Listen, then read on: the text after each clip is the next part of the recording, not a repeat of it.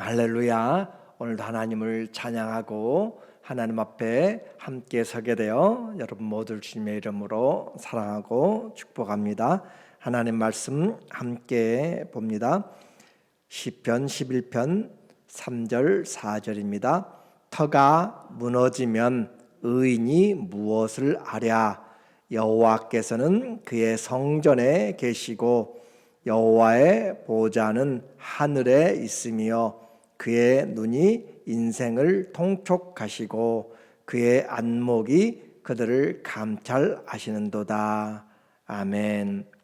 오늘은 삶의 노래 11번째로 터가 무너질 때라는 주제로 말씀을 같이 나누겠습니다. 다윗이 위험에 빠졌습니다. 숨어서 다윗을 죽이려는 사람들이 있어요. 그래서 다윗이 하나님께 피하였는데 사람들은 말하기를 그곳에서 나와서 산속으로 피하라. 세상 사람들의 힘 있는 사람들에게 피하라 라고 그렇게 이야기합니다. 1절에 보니까 우리에게 말하기를 1절에 내가 여호와께 피하였거늘 너희가 내 영혼에게 새같이 내 산으로 도망하라 함은 어찌민가. 다윗은 하던 대로 위기가 닥쳤을 때 광야에서 또 원수들의 틈에서 하나님께로 피하였습니다. 그런데 사람들은 말하기를 좋은 말 같은데 그 말이 옳지 않다는 것이죠. 불신앙의 말입니다. 하나님보다 더 좋은 피난처가 없습니다. 너희가 내 영혼에게 새같이 내 산으로 도망하라 함은 어찌민가. 다윗을 생각해 주는 것 같은데 그것은 다윗을 생각해 주는 것이 아니라 다윗을 올무에 넣고 잡으려고 하는 것이에요. 2절에 악인이 활을 당기고 화살을 시위에 먹이며 모든 준비를 하고 기다리고 있습니다. 다윗이 하나님의 품에서 도피성에서 나오면 죽일 준비를 만반에 하고 있는 것이에요. 마음이 바른 자를 어두운 데서 쏘려 하는도다. 이처럼 하나님보다 더 완전한 안식처는 없는데 사람들은 그곳에서 나오도록 보이는 사람들을 의지하도록 그렇게 이야기하고 있어요. 사냥꾼이 숨어서 덫을 놓고 기다린 같이 함정을 파고 기다리는 날, 터가 무너지는 그런 환경을 만나게 되었을 때 어떻게 할 것인가. 요즘 같으면 정말 터가 무너진다라는 표현을 쓸 정도로 세상의 모든 환경들이 변하고 있습니다. 그래서 이와 같은 터가 무너질 때 성도들은 어떻게 할 것인가? 먼저 인생의 피난처는 하나님인 것을 분명히 우리가 알아야 돼요. 우리 인생의 피난처, 우리는 하나님이 인생의 피난처 되심을 분명히 기억할 때 모든 환난에서 피할 방법이 있고 피할 장소가 있습니다. 하나님을 피난처로 삼는 자 안전하다라고 하는 거죠. 다윗은 늘 위기의 때마다 하나님을 찾았습니다. 원수 갚을 때에도 자기가 갚지 않고 하나님이 손대도록 그렇게 하였어요. 그래서 이 함정의 때도 하나님께 피하고 있습니다. 그런데 원수들은 다윗을 죽이려 하는 자들은 그 보이지 않는 하나님은 힘이 되지 않으니 보이는 사람들의 힘에 피하라. 보이는 사람들의 방법을 의지하라 유혹합니다. 오늘날에도 이것은 우리 신앙의 중요한 원리가 되어 우리의 위험은 도처에 산재에 있습니다. 그리고 그 위험을 어떻게 해결할 것인가 라고 하는 것이 실제적인 신앙의 모습이에요. 그래서 우리에게 주신 모든 환경들을 잘 사용하지만 우리의 궁극적인 피난처, 우리의 진짜 도움은 천지를 지으신 하나님께로 옵니다. 그러므로 하나님을 피난처로 삼는 자, 그 사람은 안전하다라고 하는 거죠. 사단은 하나님 안에 있는 성도를 미혹하여서 말씀 밖으로 나오도록, 기도하지 못하도록, 사랑하지 못하도록 그렇게 합니다. 믿음 밖으로 나오라고 이야기합니다. 그래야 그들이 우리가 살 수 있다고 온갖 모함과 또 유언비어와 때로는 거짓을 권면합니다. 마치 사냥꾼이 최대한 올무를 놓고 숨기고 또 위장하는 것처럼 낚시꾼들이 최대한 먹이가 베이트를 놓고 그 물고기가 속을 수 있도록 그렇게 하는 것처럼 눈치채지 못하도록 자신과 덫을 위장합니다. 그렇게 온갖 모략을 세울 때 하나님이 우리에게 피난처가 되신 것을 우리는 기억해야 됩니다. 믿었던 터가 무너질 때 우리는 어떻게 될 것인가? 3절에 보면 우리에게 말하고 있어요. 3절에 오늘 우리에게 말하기를 터가 무너지면 의인이 무엇을 하랴. 터가 무너진다. 터는 하나님이 세운 질서입니다. 하나님이 세운 세상의 질서가 무너질 때 어떻게 할 것인가? 의인이 무엇을 하랴. 그래서 진리의 터가 이 무너지는 것은 중의의 다중적인 의미가 있습니다. 터는 세상의 질서이고 기존의 세계관, 하나님이 허락하신 것들이에요. 사람들이 절대 진리인 이 말씀 그리고 하나님을 의심할 때 어떻게 할 것인가? 또 하나는 내가 믿는 믿음의 주 예수 그리스도가 내 믿음의 터와 기둥에서 흔들리게 되면 어떻게 할 것인가 라고 하는 것이죠. 이 땅의 세상의 질서들이 무너지게 될 때, 믿었던 사람들이 우리를 배신하게 될 때, 또 이와 같이 땅의 권세가 잃어버렸을 때, 마치 이사야가 52년 동안 통치했던 우시야 왕이 죽었을 때 모든 백성들이 슬픔에 잠기고 어려움에 빠져 있는 것처럼 질서가 무너지게 되고 또 땅이 흔들리는 그런 것 같은 이제까지 알고 믿어왔던 세계가 가치관이 송두리째 무너져 버리는 그런 것이 바로 터가 흔들리는 것이죠. 세상 질서, 하나님의 권세와 이런 모든 주신 것들이 다 무너지게 되었을 때 어떻게 될 것인가? 어떤 사람은 부모가, 또 어떤 사람은 나라가, 어떤 사람은 자기가 쌓아놓았던 것들도 세상의 질서 가운데 하나가 될 수 있어요.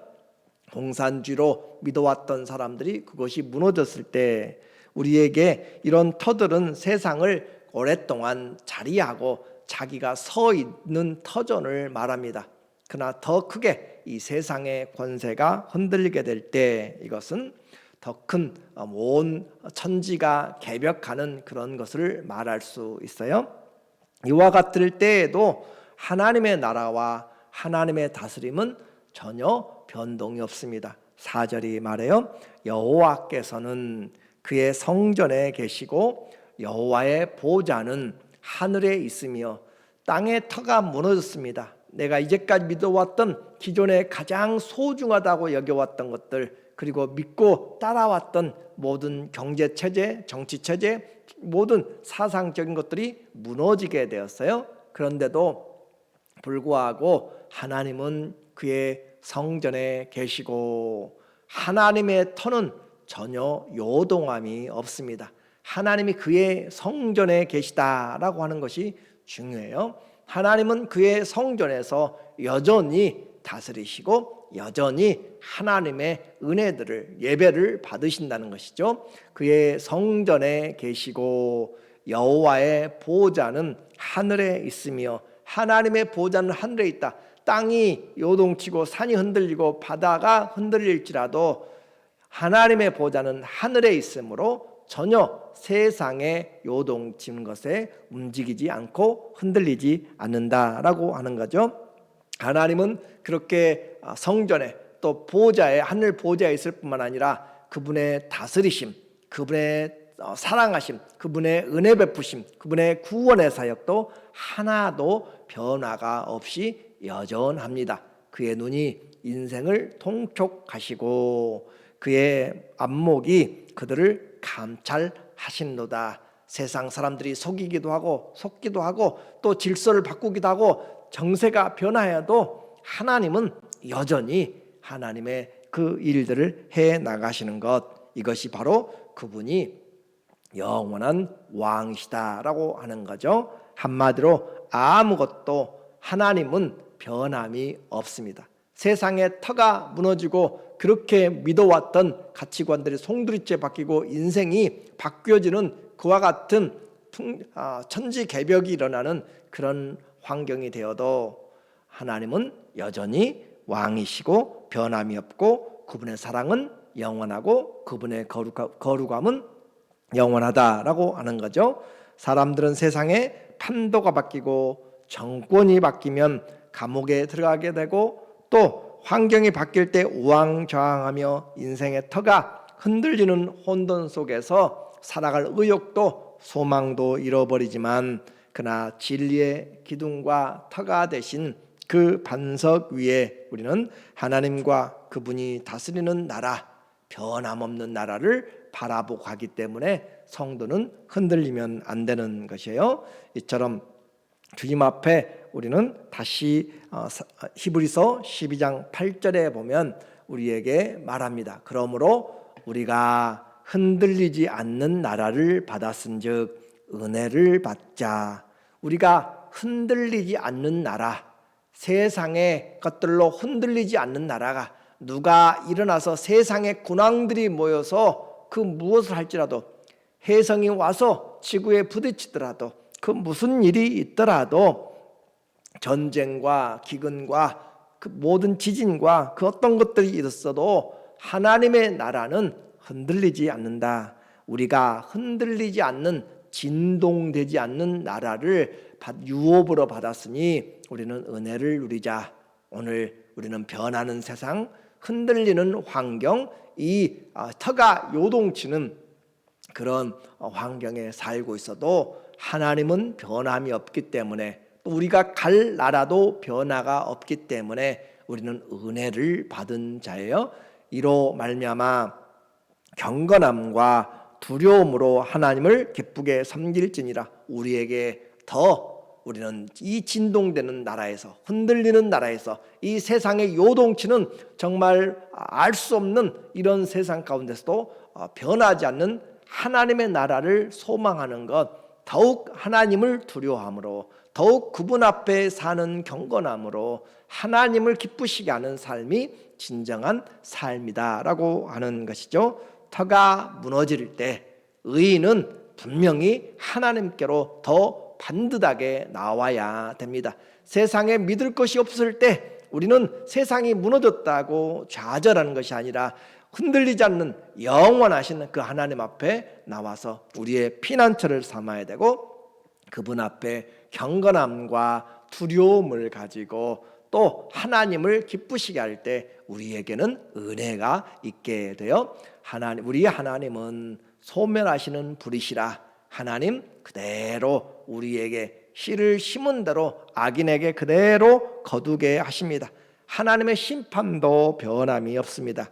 다시 말씀합니다. 이 땅은 흔들리고 요동하고 터가 변하는 천지개벽이 일어나도 하나님의 다스리심과 그분의 영광과 그분의 거룩하심 하나도 변하지 않습니다. 예수 그리스도는 어제나 오늘이나 영원토록 변함이 없으신 분, 오늘 우리가 그분을 믿고 있는 것, 그분에게 피하는 것, 그분을 의지하고 그분의 나라를 유업으로 받는 것, 이것보다 복된 것이 없어요. 인생의 피난처는 하나님이시고 또 진리의 터가 무너지면 안 되는 것이에요. 우리는 하나님의 진리의 터, 세상의 터는 무너져도 진리의 터, 예수 그리스도는 무너질 수가 없습니다. 그러므로 어떻게 해야 됩니까? 끝까지 믿음으로 승리해야 돼요. 세상이 혼돈되면 악인들은 기승을 합니다. 약육강식처럼 힘 있는 자가 약한 자를 억압하고 폭력이 일반화되고 사술이 팽배합니다. 그러나 하나님은 모든 것을 감찰하시는 분이라고 이야기했어요. 5절에 보니까 여호와는 여호와는 의인을 감찰하시고 악인과 폭력을 좋아하는 자를 마음에 미워하신도다. 여호와는 의인을 감찰하시고, 하나님은 의인이 어떤 핍박을 받는지, 의인이 어떤 경건한 삶을 사는지, 의인이 어떻게 고난 가운데 믿음으로 살아가는지 그 삶을 감찰하시고 악인과 폭력을 좋아하는 자를 마음에 미워하신도다. 하나님은 우리의 의인들이 씨를 뿌린 대로 선을 행한 자는 선을 그대로 선을 행하게 하고, 불의한 자는 그대로 불의하게 하고, 악인에게는 그물을 던지시리니 불과 유황과 태우는 바람이 그들의 잔에 소득이 되리라. 잔은 삶의 열매요 결과여요. 그것을 그들은 마시게 되는 것입니다. 운명을 마시는 것이에요. 악인의 결과는 분명합니다. 심은 대로 거둬요. 의인의 최후는 승리를 우리는 확인하게 됩니다. 하나님이 변함이 없으시고 그분이 의로운 분이기 때문에 그렇습니다. 인생의 터가 흔들릴 때 우리 모두에게 혼돈이 됩니다. 그러나 우리는 땅이 흔들릴 때 하늘을 바라봐야 되고, 땅에 믿었던 권세들, 질서들이 흔들릴 때 하늘의 위에 흔들리지 않는 주님을 바라봐야 돼요. 7절에 여호와는 의로우시니 의로우사 의로운 일을 좋아하시나니 정직한 자는 그의 얼굴을 배우리로다. 하나님이 성전에 계시다고 했어요. 오늘 우리의 터가 흔들릴 때 우리는 하나님 앞에 예배의 자리 변하지 않는다라고 하는 것이죠. 꼭 기억해야 됩니다. 주님의 얼굴을 기다리는 것, 왕의 얼굴을 보는 것이에요. 터가 무너지는 그 환경에서 오늘 다윗은 그의 신앙을 고백하고 있습니다. 터는 하나님이 주신 정해두신 질서입니다. 악인은 이를 우습게 보고 의인들을 무능하게 보이는 이런 혼돈의 시기에 성도는 우리의 믿음의 터요, 진리의 터요, 기둥인 예수 그리스도 위에 올바로 서야 됩니다. 하늘 보좌는 변함이 없고 악인은 불과 유황과 바람으로 사라지지만 의인의 자리는 하나님의 얼굴을 보는 자리, 예배의 자리입니다.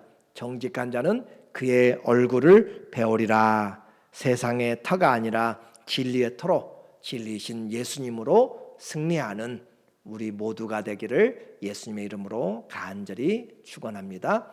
아멘. 기도하겠습니다.